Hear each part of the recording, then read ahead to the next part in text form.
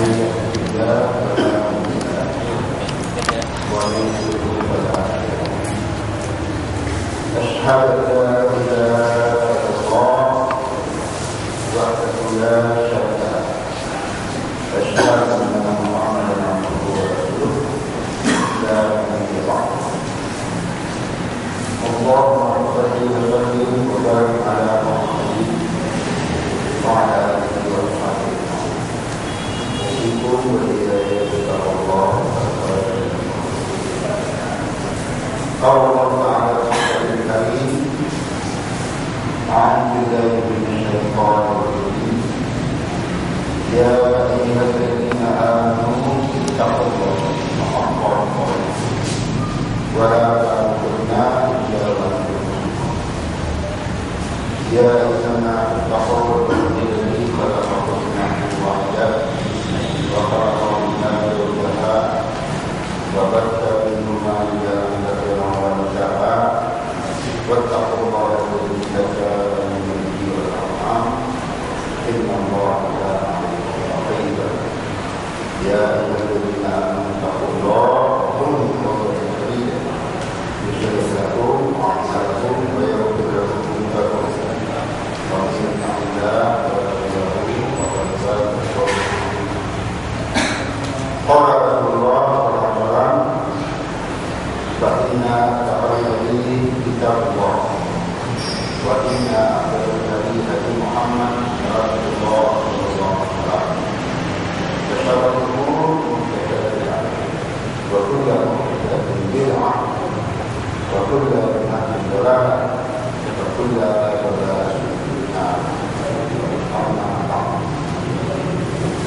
Pertama sekali pada kita banyak-banyak bersyukur Allah karena kami berbahaya ini Allah melimpahkan kepada kita nikmat yang paling besar adalah dengan Islam dan Allah nikmat berada di atas pemahaman sunnah. Itu yang paling besar. Para sahabat-sahabat Allah tidak pernah kita ya, agar kita meningkatkan kualitas kita. Pertama kali kualitas ilmu kita, karena dengan kualitas ilmu insya Allah bisa meningkat pengalaman kita. Nah, ilmu itu ya adalah Al-Quran menurut pemahaman salaf dan hadis menurut pemahaman salaf.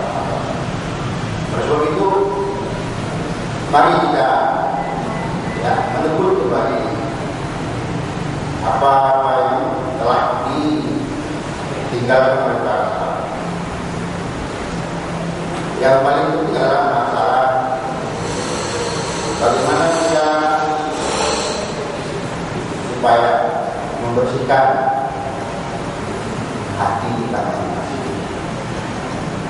Karena kata Nabi, khairun nas qalb, cuma jadinya jadinya roh, cuma jadinya roh, cuma jadinya roh.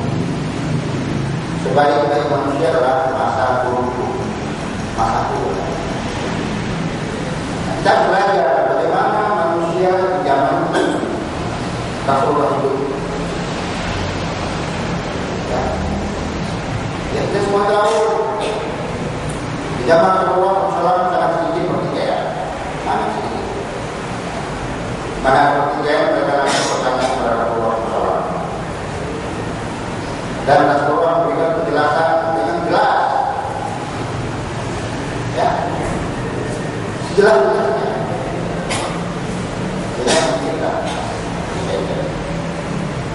Kemudian berpulang ya Rasulullah SAW, tinggallah sahabat yang semua telah dikenal, digantikan oleh Abu Bakar Siddiq radhiyallahu anhu. Abu Bakar Siddiq radhiyallahu anhu adalah sahabat besar yang dijamin oleh Rasulullah SAW masuk surga. Kelebihannya Masya Allah, kelebihan Abu Bakar Siddiq radhiyallahu anhu, kalau kita cari dari timur ke barat, selatan, hari ini nggak ketemu, nggak akan ketemu itu. Apa kelebihannya? Siddiq membenarkan segala ucapan Nabi, apapun dia. Tidak ada istilahnya membantah atau menolak. Tidak takut ejaan, apapun yang benar bagi dia, yang betul, yang penting bagi Abu Bakar Siddiq radhiyallahu anhu adalah sami'na wa ata'na. Kemudian berulang Rasulullah, sahabat yang mulia ini digantikan oleh Umar bin Khattab radhiyallahu anhu. Nah, Umar bin Khattab radhiyallahu anhu adalah sahabat yang salah satu termasuk paling lama di antara para sahabat menjadi khalifah. Ya, ada yang mengatakan 9 tahun, yang mengatakan 10 tahun. Paling lama antaranya.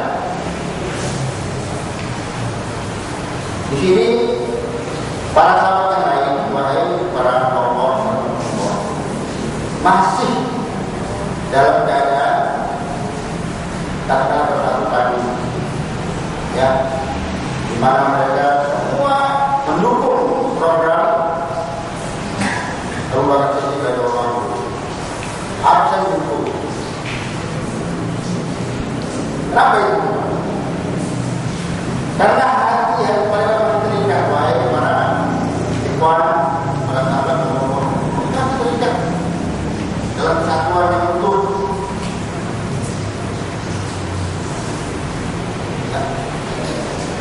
Setelah berpulang ke Rasulullah, ya, Umar bin Khattab radhiyallahu anhu, maka dipeganglah khalifah oleh Utsman bin Affan radhiyallahu anhu.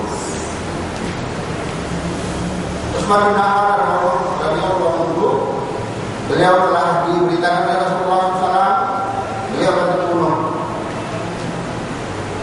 Dia akan terbunuh. Karena kita tahu jarak beliau terbunuh dalam umatnya. Mulai ada pemecahan dalam kaum muslimin.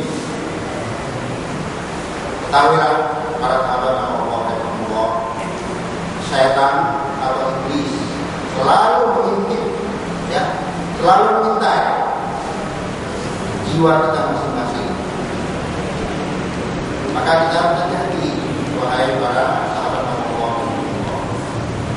ya, selalu mengintai, meniupkan perpecahan dan permusuhan.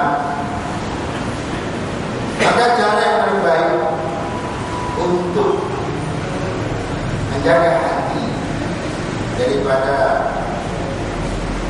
istilahnya setan, maka kita perlu berdoa kepada Allah, ya, lalu berdoa kepada Allah. Tafakur, zikir pagi, petang, malam.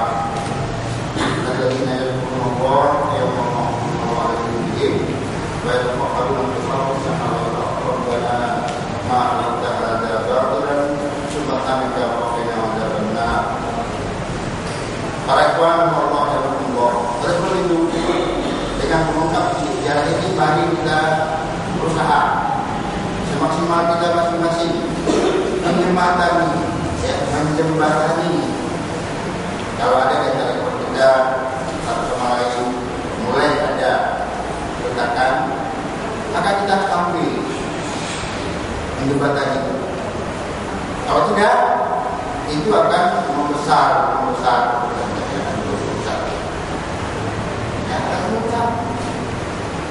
Dan hati para ustaz juga sama dengan hati orang awam kebanyakan. Bagaimana samanya?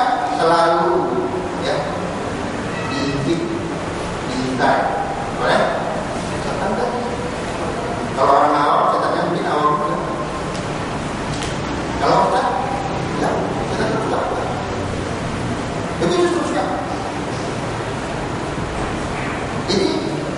Kita ini sebagai orang awam, maunya jangan ikut ya meramai-ramaikan kalau di sana ini ada mulai perbedaan-perbedaan tadi. Tugas kita apa? Ya belajar. Karena tidak akan pernah sepi waktu selama kemudian daripada belajar. Dan itu tidak berada juga kita bahwa sahabat imam yang bernama Ibnu Mubarak, muridnya Imam Ahmad bin Hanbal, ya itu belajar namanya dengan Imam Ahmad bin Hanbal lebih kurang 40 tahun. 40 tahun. Nah, kita ini belajar beberapa tahun. Ya, tanya di masing-masing dan jawab.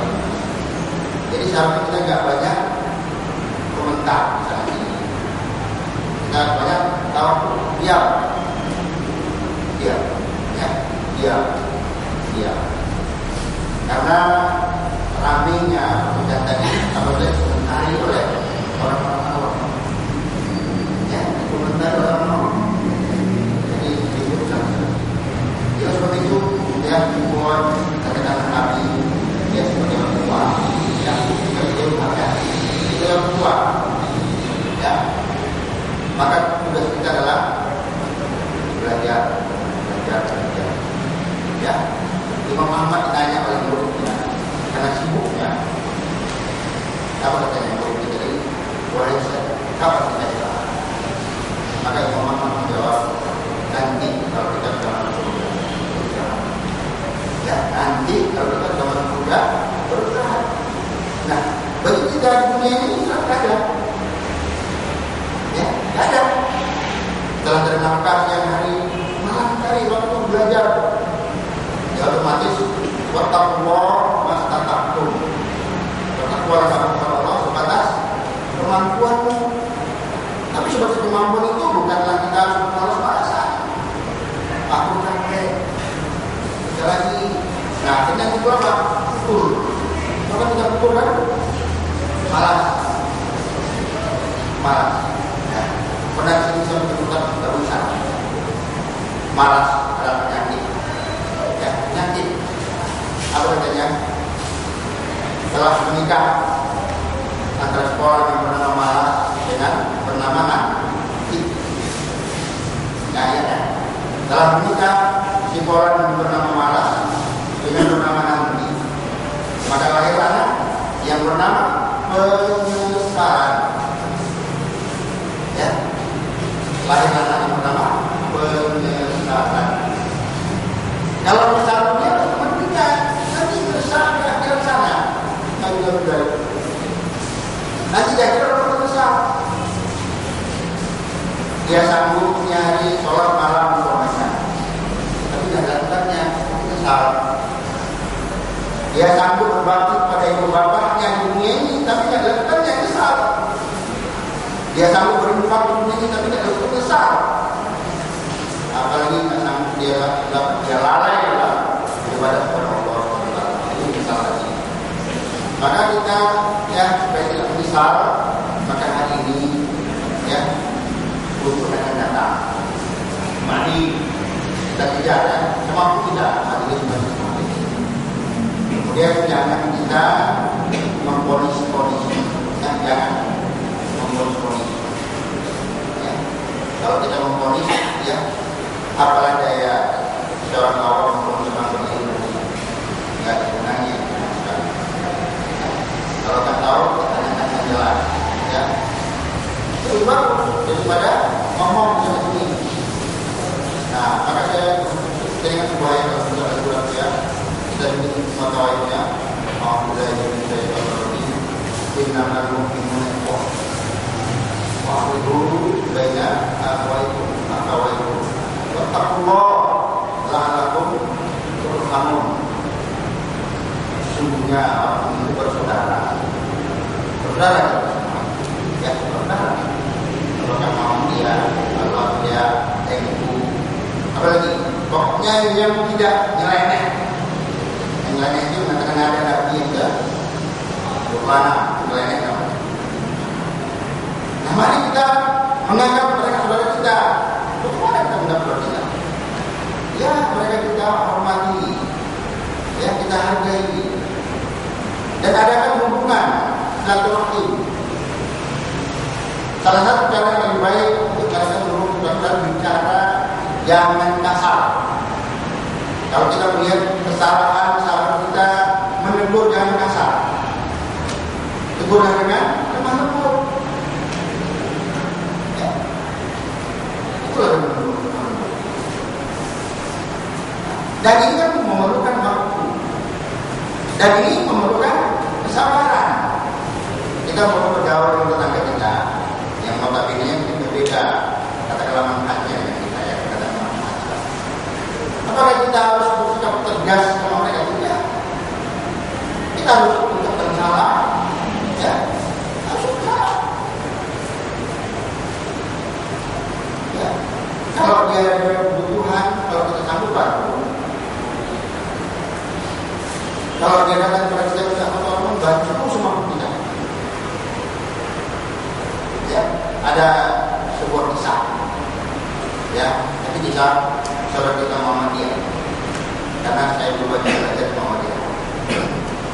Ada seorang mantan ketua Muhammadiyah itu bernama saya Al-Ustaz A.F. Mansur.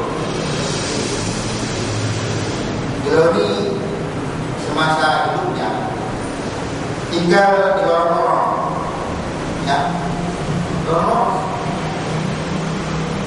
Beliau itu berdakwah kepada masyarakat yang ada di sekitar tetangganya dengan apa?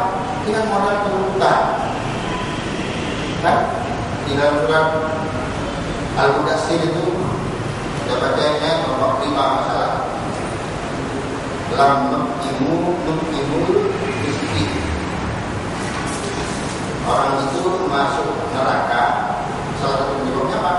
Tidak memberi makan orang miskin. Ini tapi tahu ya kita.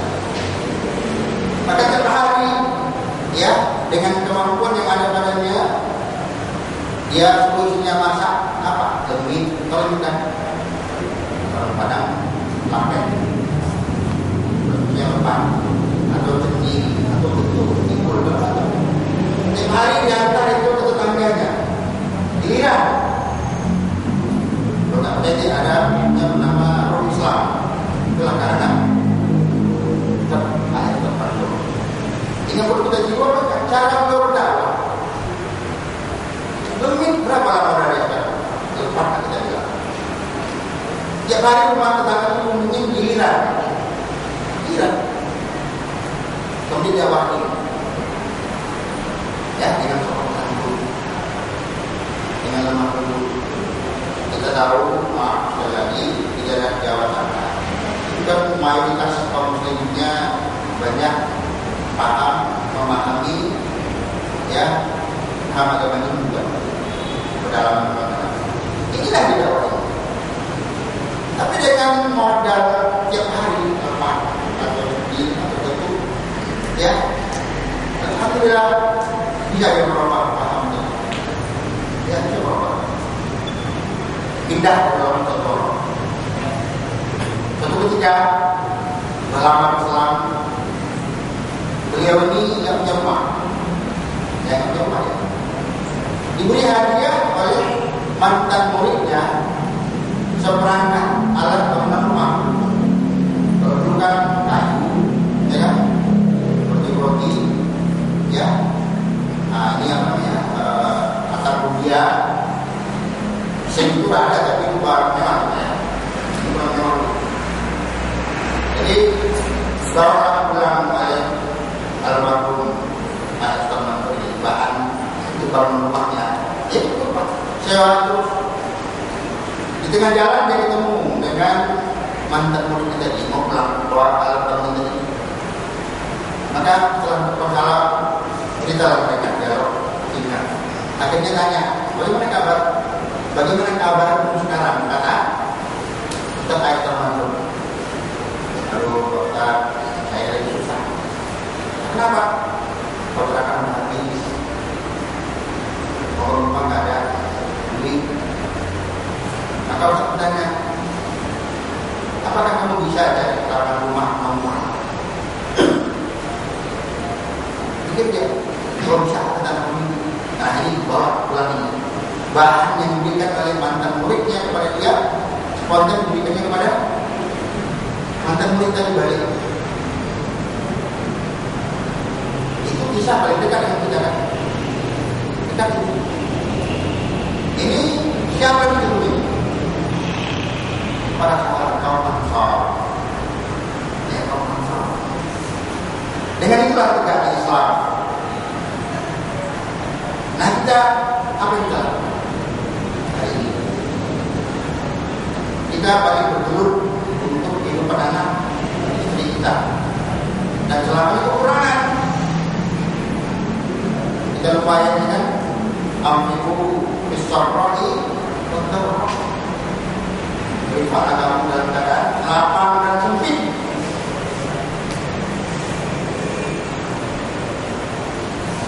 Kita baca ayat ini, ya. Innal ladzina amanu wa hajaru wa jahadu fi sabilillah ya'malikum ma'am. Sungguhnya orang-orang yang beriman itu yang berhijrah, berjihad yang Allah dengan harta dan nyawanya. Ini kan dulu zaman Nabi kan.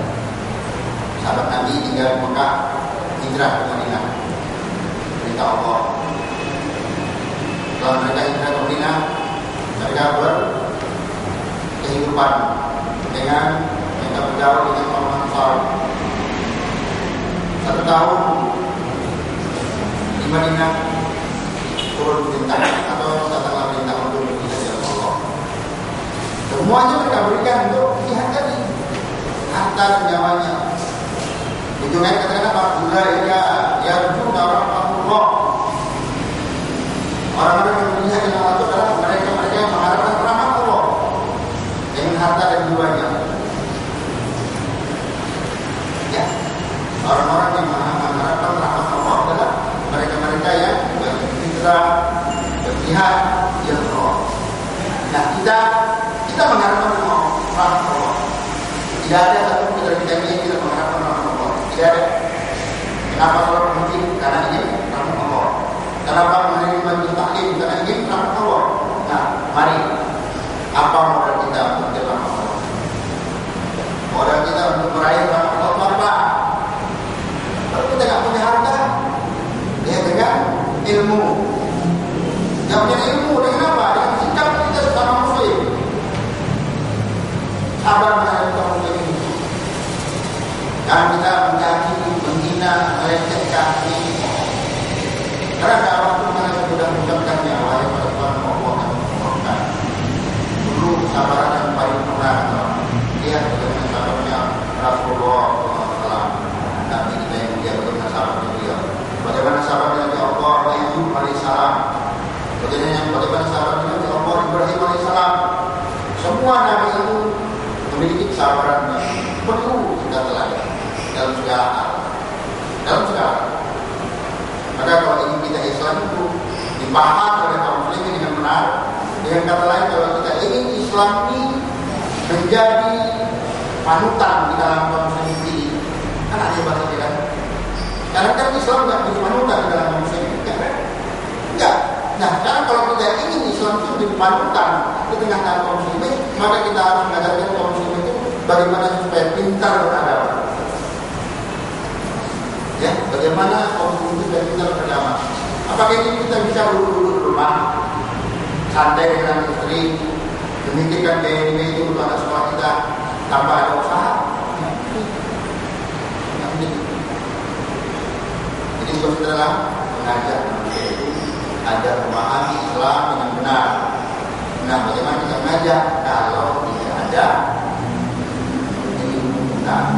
Nah, ilmu itu adalah hal yang sangat penting untuk mengangkat derajat kita. Ya, baca surat Al-Qur'an yang paling bagus. Surat bersurat Allah mengangkat derajat orang-orang beriman dan berilmu. Jika kita pada Allah ya, jangan kita berlakukan berdakwah iman pada anak-anak kita, pada keluarga kita, pada famili